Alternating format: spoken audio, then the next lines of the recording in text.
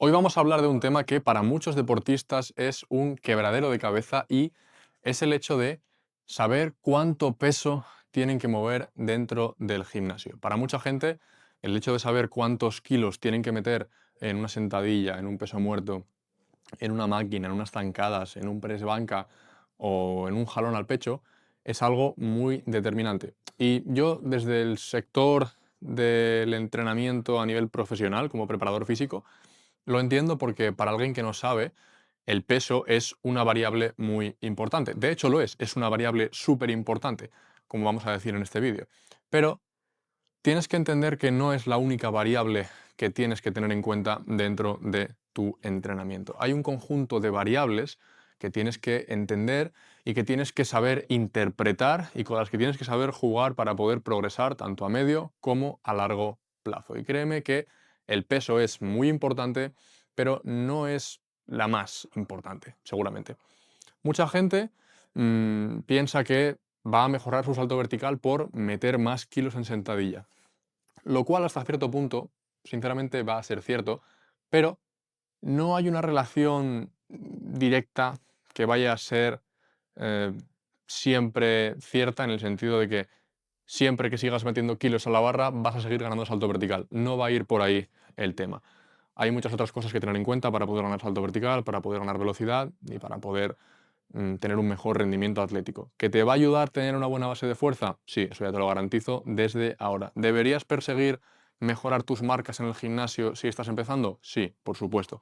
¿Deberías obsesionarte con las marcas al nivel de que, al nivel de pensar que 2,5 kilos más en una sentadilla una vez que muevas 130 kilos van a impulsar tu rendimiento más que otra cosa? Yo creo que no, ¿vale? Y te lo dice alguien a quien le encanta el entrenamiento de fuerza. Yo soy una persona que, además de ser preparador físico, soy deportista o entreno mucho. No practico ningún deporte ahora mismo, pero entreno como si fuera deportista para poder rendir en diferentes contextos, para poder estar competente a nivel de salto, a nivel de fuerza, a nivel de velocidad, de movilidad. Me gusta mucho competir con mis deportistas siempre que puedo, cuando les entreno.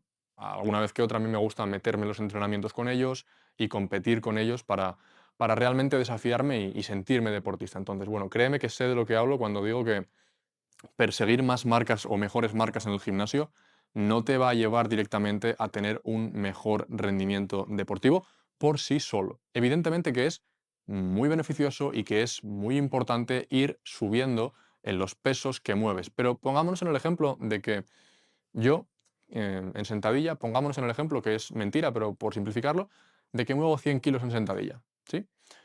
Y yo me obsesiono con la sentadilla. Y al mes de un programa de entrenamiento paso de levantar 100 kilos a levantar 105 kilos, por ejemplo, o 110 kilos. Vamos a poner 110. Bien. Al siguiente mes ponte que consigo levantar 115 kilos.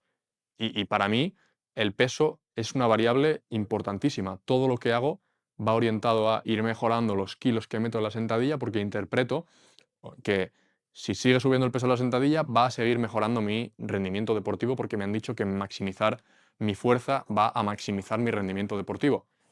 Que en parte es cierto, insisto, pero tienes que entender que el entrenamiento es un mundo de grises y es mucho más complejo de lo que parece a simple vista. Entonces hay que coger las cosas con pinzas.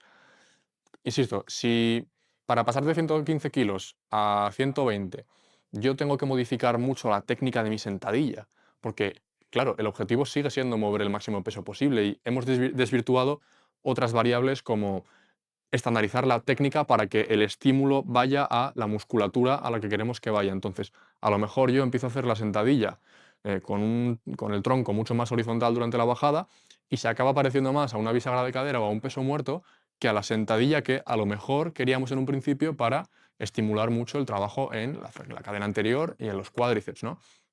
Lo mismo puede ser para un press banca.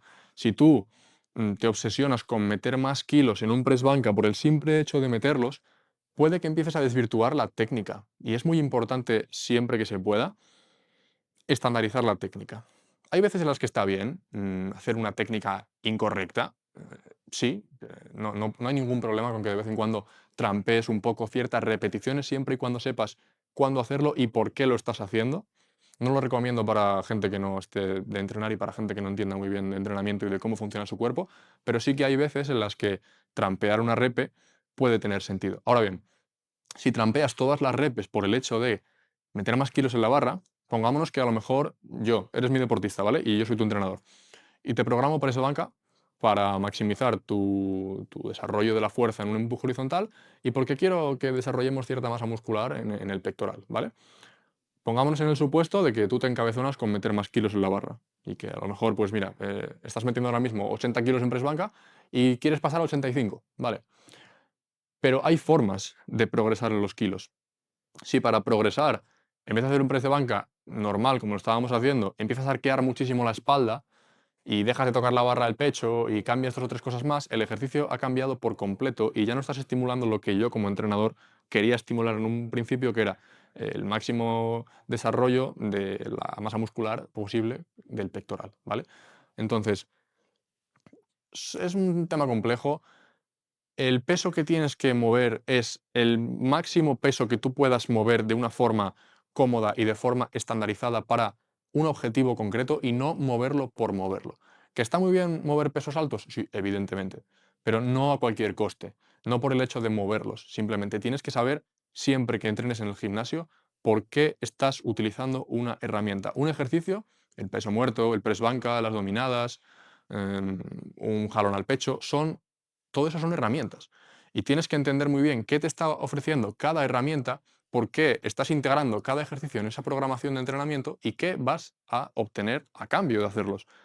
Si, si simplemente estamos moviendo peso por mover peso, estamos desvirtuando un poco el objetivo del entrenamiento, que en un principio debería ser lograr unos objetivos concretos. En tu caso, si eres deportista, mejorar tu salto, mejorar tu velocidad, mejorar tu cambio de dirección, ganar fuerza también, ganar algo de masa muscular, pero no ganar por ganar, sino para poder aplicarlo de forma específica en tu contexto, que en tu caso es tu deporte. El peso que muevas depende ampliamente de tu contexto, de tu deporte y de tu experiencia en el gimnasio.